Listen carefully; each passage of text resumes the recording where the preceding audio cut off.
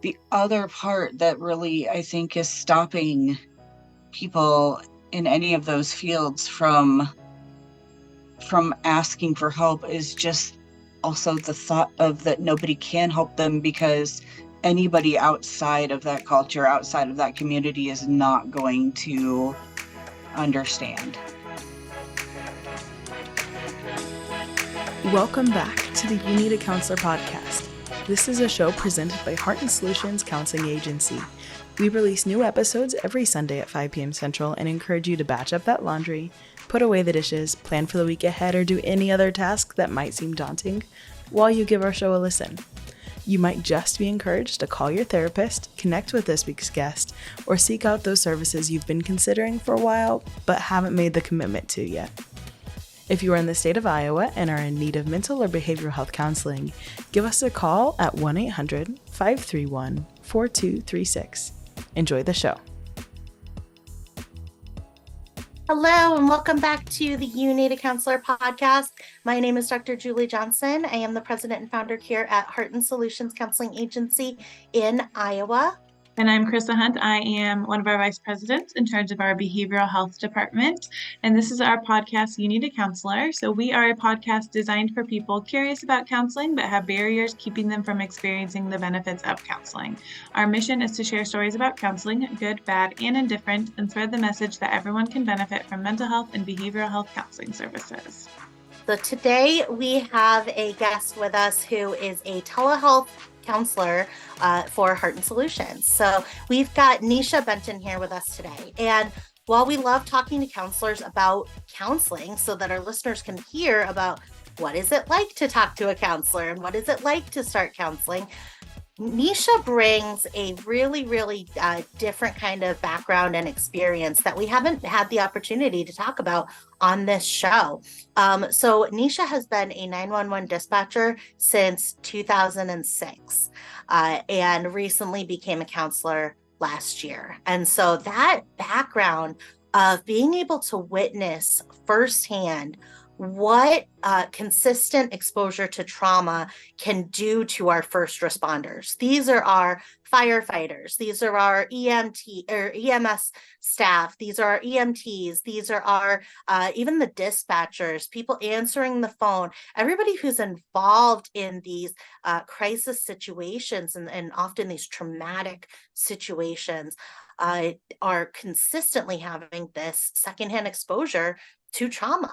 And so that can have such an impact on our mental health and our well-being as first responders. So using that passion that Nesha gained from that experience of seeing this firsthand, Nesha is now able to use her counseling education to be able to help end stigma of mental health care for our first responders and for those in our communities that are putting their lives on the line every single day for us, the public, and our safety. So welcome, Nesha. Thank you so much for being here. Thanks for having me. So now tell us about being a 911 dispatcher. What is that like? It's a lot of not knowing what is going to happen next. It's a lot of just not knowing in general. It's never the same thing day after day. There's always something new. Sometimes it's good, sometimes it is absolutely tragic. But there's just a constant feeling of what is going to happen next. Like always being on the edge of a crisis every time that you walk in the door. So a lot of exposure to other people's worst moments. Yeah, absolutely. And you mentioned like trauma exposure, burnout, and compassion fatigue. Can you kind of talk about how those are some of the side effects that can happen when you are a 911 dispatcher and how your own experience with that too? So when people first start dispatching, usually the crisis situations impact them pretty hard. They are not used to being around that kind of thing, and they take it home. They internalize it. They, you know, it it sits there with them. But after a while, when this is what you're exposed to every day, you start to treat it like a job because you have to. You have to protect yourself. So the things that once affected you a lot don't really, they might affect you, but they don't, you don't show it anymore, or you bottle it away right away. So there's no interfering with how you do your job because of your feelings. So I noticed, not just with dispatchers, but with all of the other first responders, that compassion fatigue. Like, it would be hard for them to really think about the heavy emotions of that moment. They tend to joke about things that other people would think would be insensitive, or that is how they're coping with that.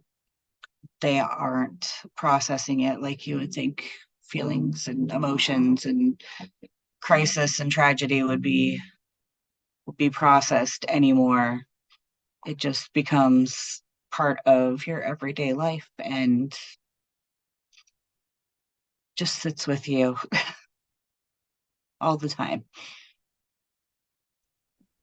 And so that compassion fatigue kind of, it feels like we as humans, when we have that exposure to that secondhand trauma, we feel it as though it's our own trauma. When it first happens, we experience it as though it's our own. And especially if we relate on an emotional level with the person experiencing the traumatic situation. And so as we, just as human beings, experience other people in those traumatic situations, we feel it at first as though it's us. And then there are coping ways that our bodies and brains help us to cope. And some of those are very, very helpful. And some of those can be not as helpful to us. And so what are so you talked about joking, right? Joking is a very, very common coping strategy.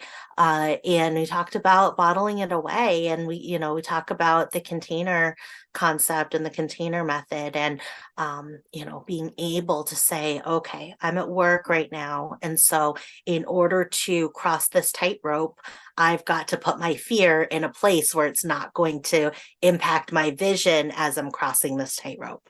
And so we've got to be able to put those things away, but then we also have to have a way to bring them back out, so that they don't get bottled up, and so that they don't come out in ways that we don't intend for them to come out.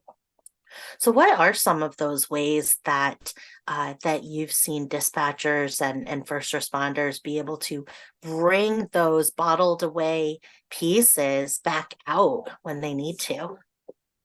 That one's a little bit more difficult because it's not usually in a healthy way. A lot of times I have seen, the biggest thing that I've seen with first responders is just, I call it the first responder off switch.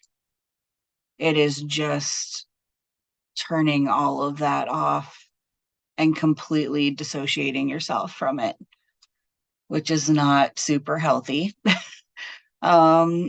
There's lots of substance abuse problems within the first responder community, not necessarily illegal drugs, but a lot of drinking, a lot of nicotine use, a lot of unhealthy relationships. This is how that all comes out. There's a high rate of domestic violence within the first responder community, and divorce rates are very high. It usually gets taken out in a very negative and productive way.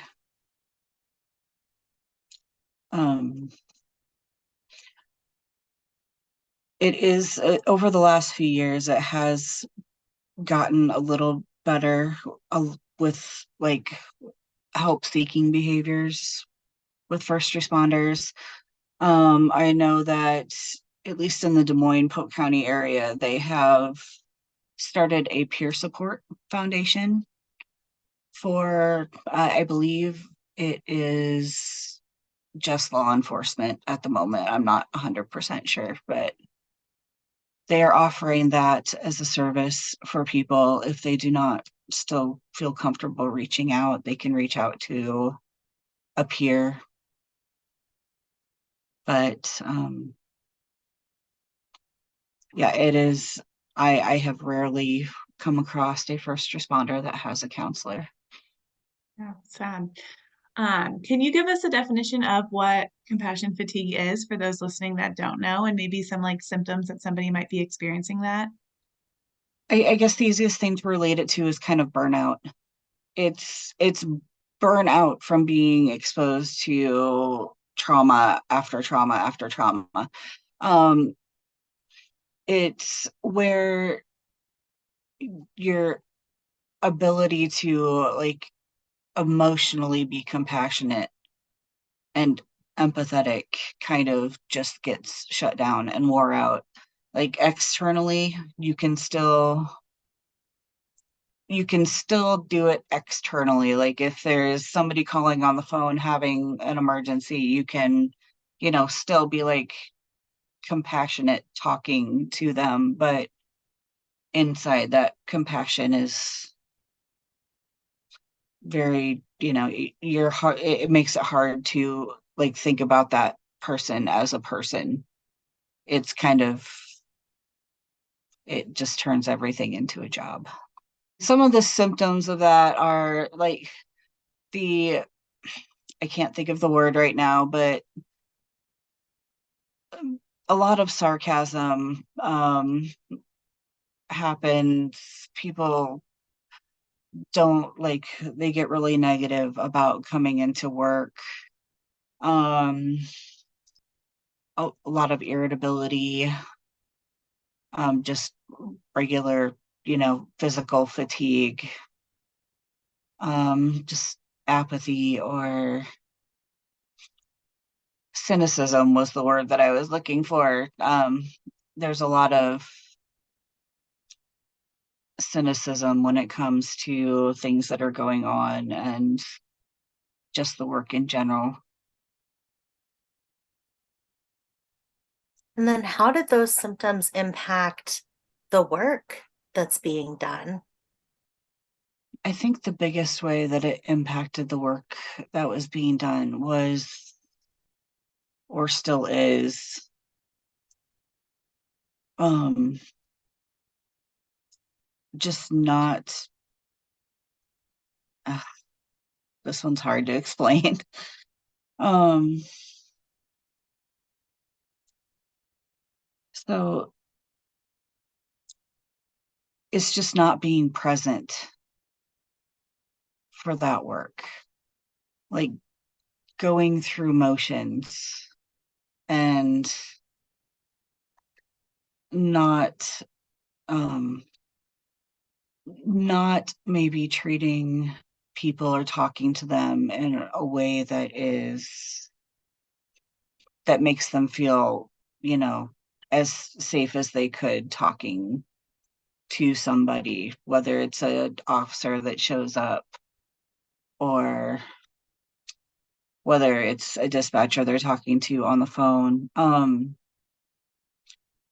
The other way that it affects the job is a lot of sick time, a lot of physical illnesses where people aren't present, which requires other people to work more hours and become more burned out. And it turns into a cycle of everybody being tired and needing a break and unable to get that break, which can result in mistakes, things that wouldn't normally happen.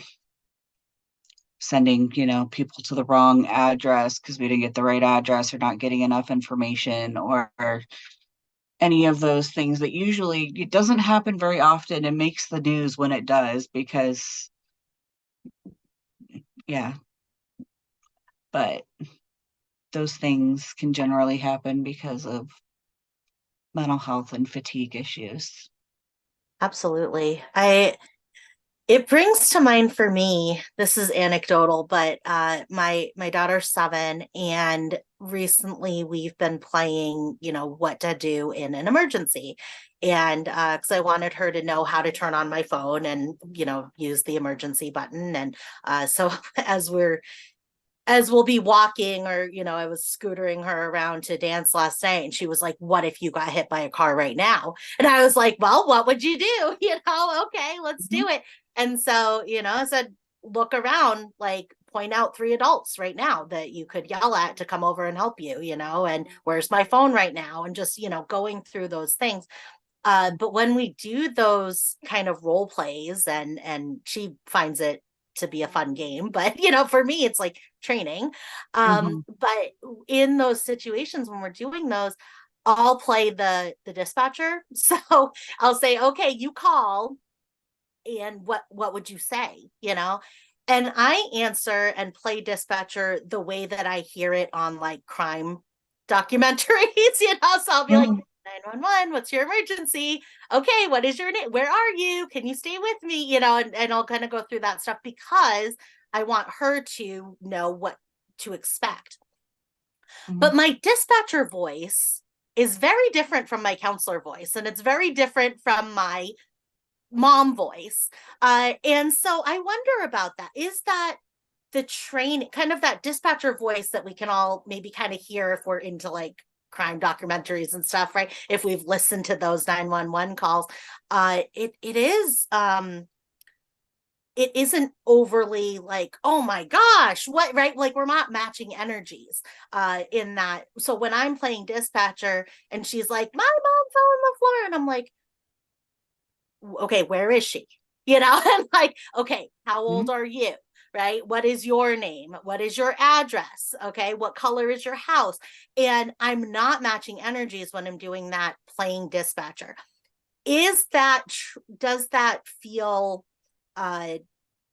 like that is the training? First of all, I think that has to be kind of part of the training, right? We can't get as emotionally involved. And so when we think through those 911 calls that we probably, there are certain ones that they play in my head, right? Because I've heard them. And so when I hear that, and I go, that's got to be part of the training. That's got to be that person who's answering the phone having to, in that phone call, do that first responder off switch and turn it off to protect themselves and their emotional capacity so that they can walk that tightrope for that call and respond to that 7-year-old child. Does that feel fair? Again, this is just anecdotally what I've observed. You absolutely like got it. That's exactly how it works. Yeah, that off switch is there for a reason. It doesn't only protect like the person taking those calls, but if a dispatcher was to match the panic in, a caller's voice, or, match that feeling, a lot more mistakes would be made and people wouldn't get the help that they need, and it would escalate the situation. So a little bit of the training is about trying to keep your voice calm and ask the questions that you need to ask. A lot of it is about questions. Like, what do you need to ask? So you have something to focus on. But yeah, the off switch, especially for dispatchers, because that's what I've seen the most of, takes a while to develop.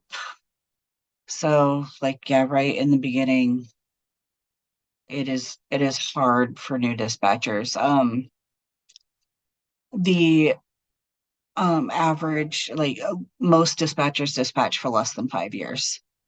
Um, there's a statistic out there. I don't know what the exact statistic is, but many will not make it past 5 years just because of the complex and cumulative trauma that happens all the time. The thing with that off switch is what it initially is there to protect the dispatcher and to protect the caller, but it becomes a problem when the dispatcher can't turn it back on for regular life, or officer, or anybody with that off switch when they can't turn it back on anymore.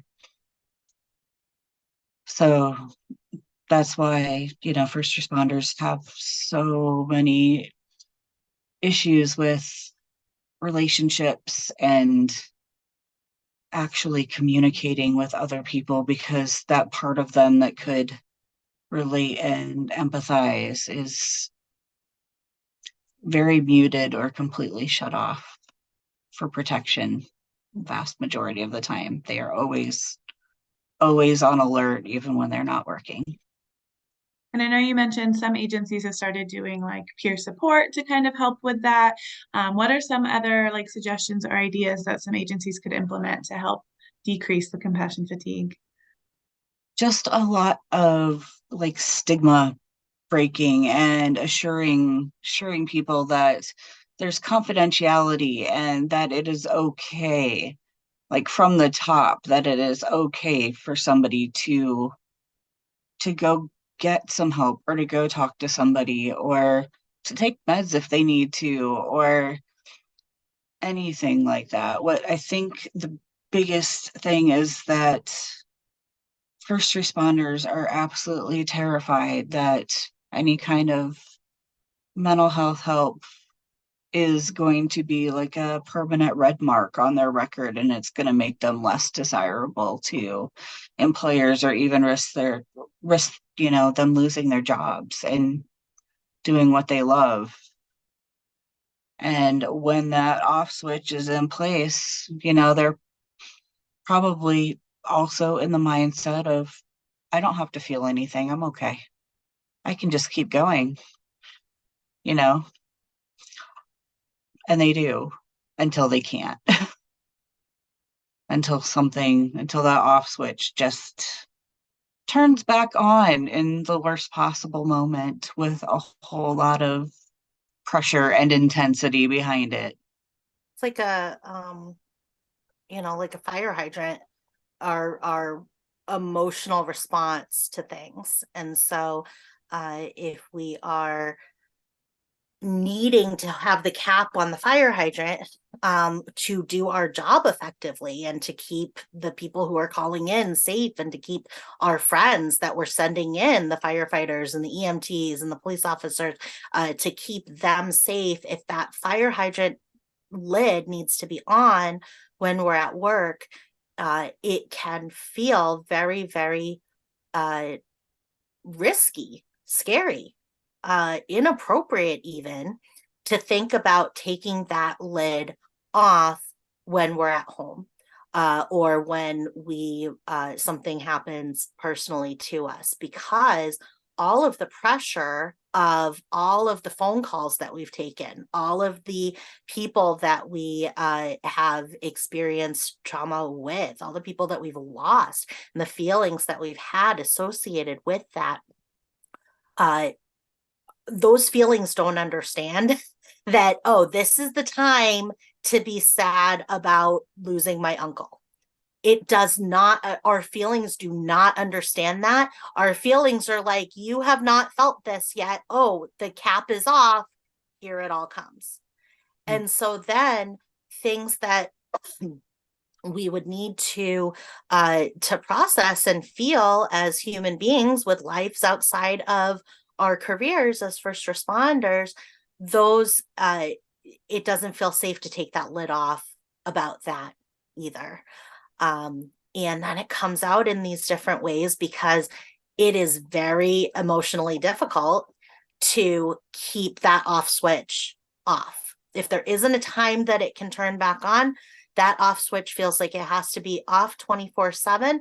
And then it's very difficult to do that. And so that's where a lot of that substance abuse comes in. And when we're talking about substances, it's not, like you said, it's not always illegal drugs. It is cigarette smoking and fast food eating, and it is, caffeine, using caffeine to keep the lid on that, right? Or using gambling to keep the lid on that, or risk-taking behaviors, adrenaline and first responding go pretty well hand in hand. And, you kind of, in order to be a first responder, you got to have a little bit of that where you get some adrenaline rush, right? From those kinds of things. Otherwise, you wouldn't be a good fit for that role. But even adrenaline can be used like a drug, to keep those feelings quiet and to keep them locked down. And we can pile these things kind of on top of those feelings when it doesn't feel like it's safe for them to come out. And we've done some interviews on this show with veterans of armed forces, and it sounds like there are a lot of similarities when it comes to the stigma between our armed forces and our active armed forces, our veterans, and our first responders. And sometimes they're the same people, right? We got a lot of veterans that are in the police force or firefighters. And so then this pattern just kind of continues. And you said that you've rarely come across a first responder that has a counselor. And have you seen any change in that recently, where it's becoming more acceptable to do that? I have seen a change where it's becoming a little bit more acceptable, but I think it's still in those early stages. So there's more talk about mental health and why it's important to take care of yourself like that. There's more support for other people to do stuff like that. The I think that there is still a little bit of a block there with people actually seeking it out themselves. Like they've got it in their head that it's acceptable for everybody else, but not for me still.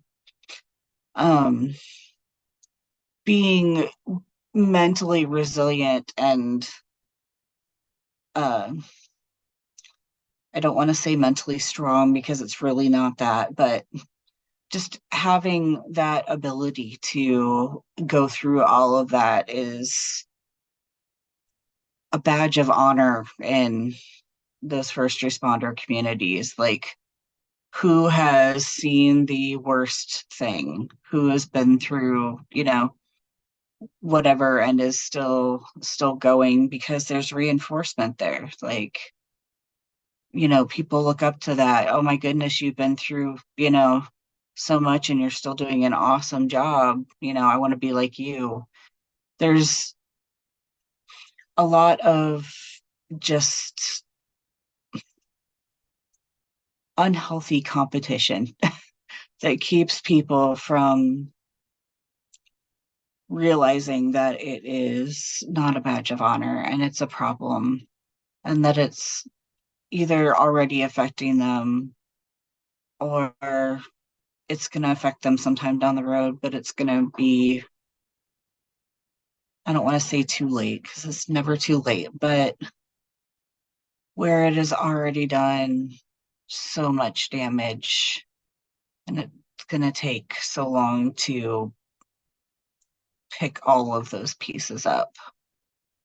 Yeah, but with there's so many more, like the peer support things, like you said, and then there are also with that peer support, there are organizations that are starting up for first responders, like with suicide prevention and trauma counseling. A few years ago, there was a large police department in Texas that was part of a study for a 3-session EMDR for police officers. Um,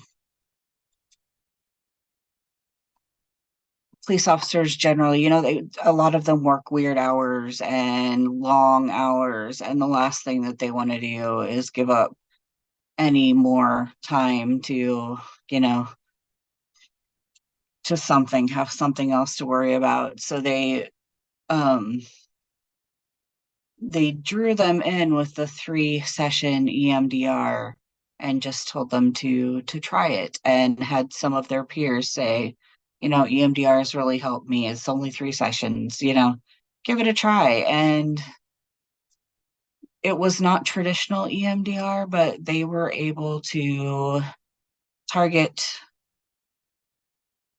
a lot of what represented their trauma and relieve a lot in just 3 sessions. It was a very successful study and a very successful program that I have not heard much about lately, but there was that. And there's foundations. One of them is called Call for Backup.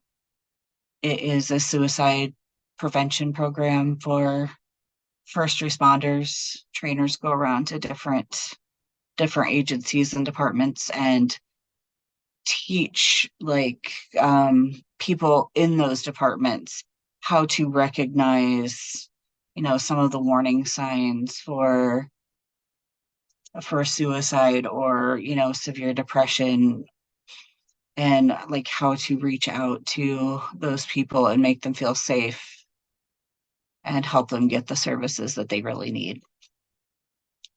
So it is getting better. It's just a very slow process.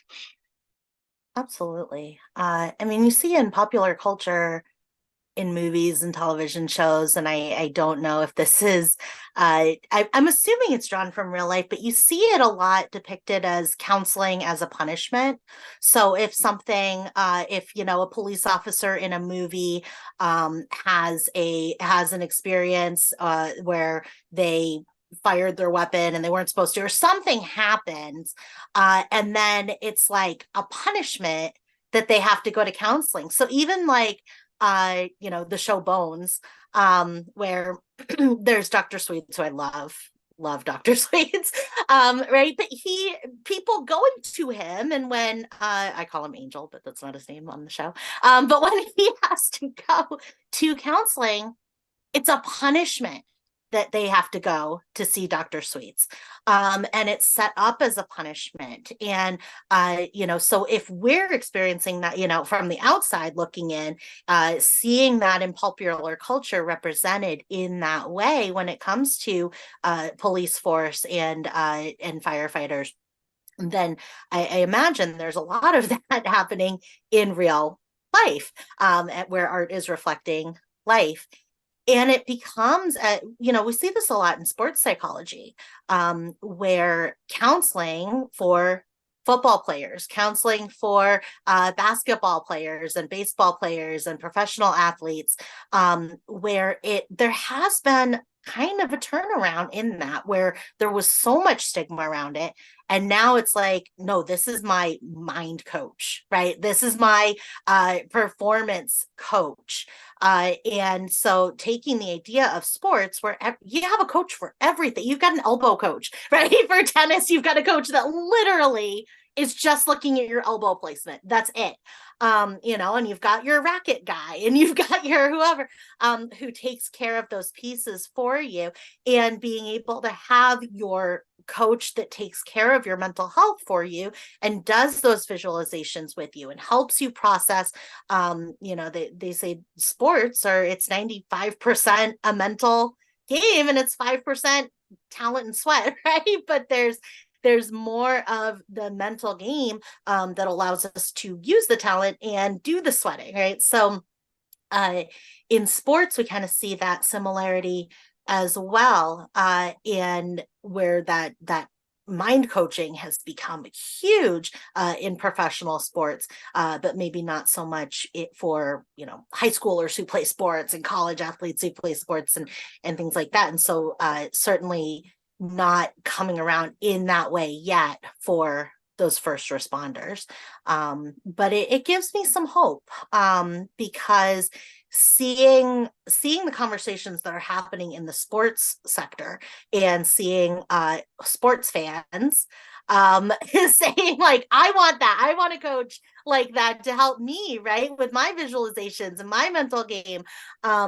Seeing that kind of spread out into popular culture, that does give me some hope when it comes to first responders and veterans, and being able to change the identity of what it means to be somebody in counseling. When you talk about, well, I experienced this as a first responder and I'm still here and I can do it and you can too. There's an identity piece of that that is very, very difficult to resolve and to change, because identity is what it can feel like that's what keeps us in that first responder role, is that's my identity. That's my, that's part of who I am. And so being able to integrate, and part of who I am also is that I have a brain, right? And I have thoughts and I have feelings because I have thoughts, and I do actions because I have feelings, right? And so being able to say like, I am a human who is a firefighter. I am a human who is a first responder. It's a different way of looking at that identity, but being able to have that competitive edge of like, oh, my mental health counselor gives me more of an edge, which means that I can cope with these things and I can do more of these kinds of responses. Yeah. And the one really important part that I hadn't touched on yet was the culture, or like the family kind of feeling. First responder culture is a thing. It's like we used to always refer to it as like a big dysfunctional family that, fights, but also, has each other's back when when they need it. The other part that really, I think, is stopping people in any of those fields from asking for help is just also the thought of that nobody can help them, because anybody outside of that culture, outside of that community, is not going to understand. They're not going to get it. They're not going to get like the humor or the anything else that that person is using to cope. They worry that it's kind of like when you're talking about the movies and TV shows, that it's a punishment. Going to somebody that has not been in that culture can sometimes feel like, or if you were forced to do that, would feel like a punishment. You would feel like it was not going to be effective. Now, whether it would be or not, totally different thing, but there's a lot of closeness with that community. So the peer thing is a big deal with that community. And that's why those, the peer support things have started up, and the training for peers has started up, and there's a lot of mistrust in counseling professionals, mental health professionals, doctors. There's a lot of mistrust there. So I think what it's going to take is more people that have been first responders setting that aside and getting into the mental health field to take care of, the people that are still having a lot of those lingering trust issues, or the people that absolutely just need to have somebody that they know has been in that culture. And that is also, starting to take off a little bit. There's a few agencies around that I know of that started with a first responder that was like, this is a problem, and went back to school, became a licensed counselor, and started, agencies that are 100% focused on first responders. So it's starting. It just, yeah, might take a while. Absolutely. And you, as a mental health counselor and a telehealth counselor, you're able to provide that service to any first responder in the state.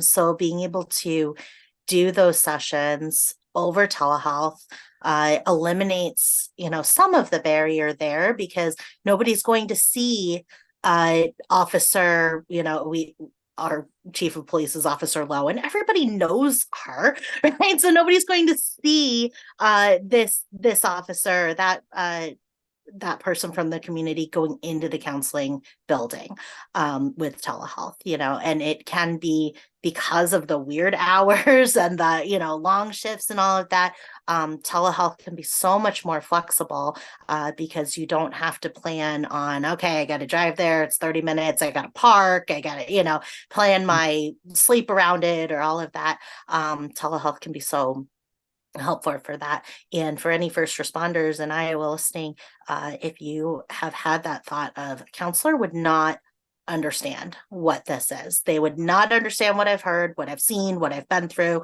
what I've experienced. If you're listening to this, you can know that Nesha Benton is a counselor in Iowa. She has been a first responder from 2006 on, which, given the 5-year kind of typical amount of time that a dispatcher is generally in that role, having been in that role for that amount of time, Nesha is a person who does get it. She's seen and heard a lot of those experiences over those years. Yeah, and I am not the only one. There is peer support. There's so many options and stuff opening up. There's, less and less of a reason to be afraid to give it a try now, as there, has ever been before. So What are some ways that you, as a counselor, might work with somebody who has been a first responder or is a first responder, that's had that consistent, repeated trauma exposure versus a client who is not a first responder and maybe has had some individual traumatic experiences firsthand? people that have been exposed to that much trauma, one of the biggest things is just patience. A lot of letting somebody get more comfortable and build that trust with the person that they are talking to. Another thing I would do more with first responders is validating feelings that you think should be there that aren't.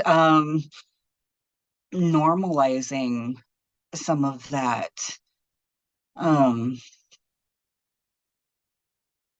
Normalizing, that off switch, why it's there and what it does and how it protects, you, and why it's not always a bad thing. And just a lot of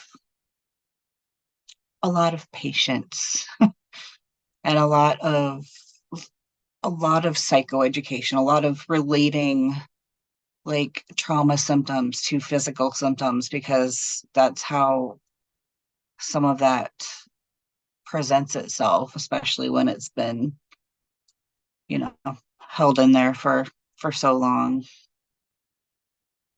And yeah, just relating. One of the big things with first responders is everybody is a storyteller, letting them tell whatever stories that they need to tell in the way that they need to tell it. That's a big thing with like processing that stuff for first responders, is telling your war stories, getting them out there. Yeah. And relating to other people that have had those. So. Yeah, absolutely. So if you could give a suggestion to somebody on the fence about starting counseling, whether it's somebody in the EMS, like answering the phone calls, dispatchers, things like that, or even just anyone in general, what suggestion might you give them about starting counseling? Give it a try. Give it a try in a way that feels safe to you, where you don't feel threatened. If that's telehealth, fine. If that's one of the texting a counselor services, if it's one of the peer support things, whatever that first step is that feels the least threatening, take it and see what happens. Absolutely. That is great advice. Just whatever way feels the safest to do it, to go ahead and try that first step. And knowing that you are getting set up with a counselor who has been a dispatcher, who knows what the culture is, who understands the ways that you might be coping right now, can be so comforting, and I think just feel like one less barrier to starting that service. So wonderful, wonderful work that you are doing. Here in our area of Iowa, gosh, we've had a lot of police tragedies here in the last 3 years, and here in Grundy Center, and then out there in Algona, we have had a lot of trauma, and our fire department recently had a significant situation, and that I'm sure that they are all coping with. And when these things happen, it's like, not only am I grieving the situation, but everybody in my support system is also grieving that same situation. And we saw it with changes with in 2020 with COVID, right? When people had different levels of things they had to grieve, but it was kind of that feeling of, I don't know what I'm doing, and neither does anybody else. And so when those situations happen within a fire department or within a police force, not only am I having a personal struggle, I'm trying to support people around me in my support system who are coping with the same tragedy or loss or traumatic event. And so having somebody who does understand the culture but is separate from that event, right? Didn't know that person, didn't work with that person for 20 years like everybody else in my support system, can be so helpful as well. So Nesha, we thank you so much for joining us today. It's been very, very helpful discussion, and I hope that somebody listening who is a first responder can hear it and be that much closer to doing some asking for help. Yeah, thank you for letting me share my passion about trying to bring mental health care closer to first responders that need it. I am Nesha Benton, and I need a counselor. Awesome. Me too. And we do a lot of, trying to normalize counseling in the counseling space. And what you're doing with trying to normalize counseling in the first responders community is so important. So thank you so much for the work you're doing there. Okay, I'm Chrissa Hunt. And I'm Julie Johnson, and we need a counselor. So do you. Bye. Thank you for listening to the You Need a Counselor podcast. We are so grateful that you're here. Now, we want to hear from you. Text us or give us a call at 515-650-3231. You can also find and connect with You Need a Counselor on Facebook and Instagram. If you've enjoyed today's show, please take a moment to like, review, or leave a comment, as all of these things help others to find and benefit from the podcast as well. If you're in the state of Iowa and interested in mental health counseling or behavioral health intervention services, give us a call at 800-531-4236. And if you're a provider seeking play therapy CEUs, you can find us on patreon.com/youneedatraining. We'll see you for the next episode, Sunday at 5.